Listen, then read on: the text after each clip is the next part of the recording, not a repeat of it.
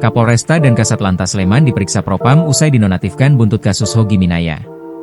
Kapolresta Sleman, Kombes Pol Edi Setianto Erning Wibowo, resmi dinonaktifkan dari jabatannya pada Jumat, 30 Januari 2026. Langkah ini diambil menyusul temuan hasil audit dengan tujuan tertentu, ADTT, yang dilakukan Inspektorat Daerah, karena diduga ada pelanggaran terkait lemahnya pengawasan pimpinan dalam penanganan kasus Hogi Minaya, korban penjamretan yang justru ditetapkan sebagai tersangka seusai membela diri.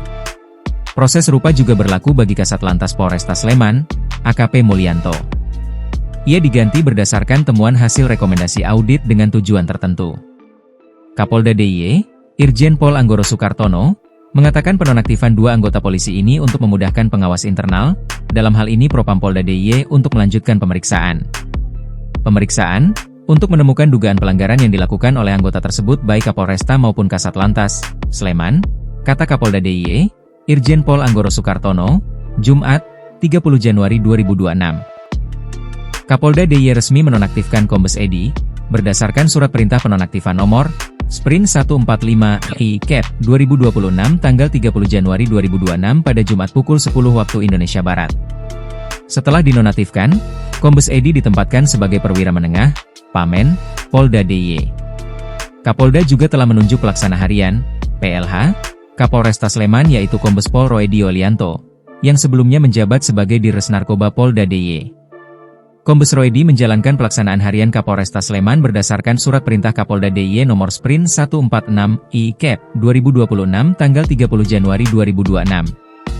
Anggoro mengungkapkan, berdasarkan audit dengan tujuan tertentu, diduga terjadi pelanggaran terkait pengawasan yang dilakukan oleh Kombes Edi Setianto sebagai Kapolresta Sleman.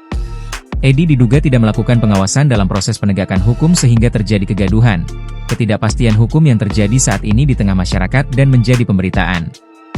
Sehingga menurunkan citra Polri, kata Anggoro. Kapolda DIY mengatakan, sebagai pimpinan pihaknya telah memberikan petunjuk dan arahan.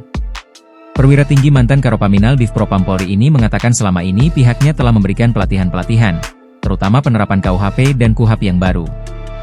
Menurutnya sejak 2023 Polda DIY telah melakukan sosialisasi sebanyak 25 kali dengan tujuan pemahaman dan proses pendidikan.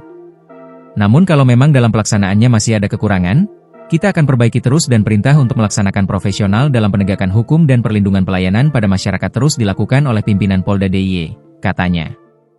Terkait penyidik yang menangani perkara Hogi Minaya, apakah bakal ada sanksi? Menurut Kapolda, semua masih dalam proses pendalaman. Download Tribun X sekarang, menghadirkan lokal menjadi Indonesia.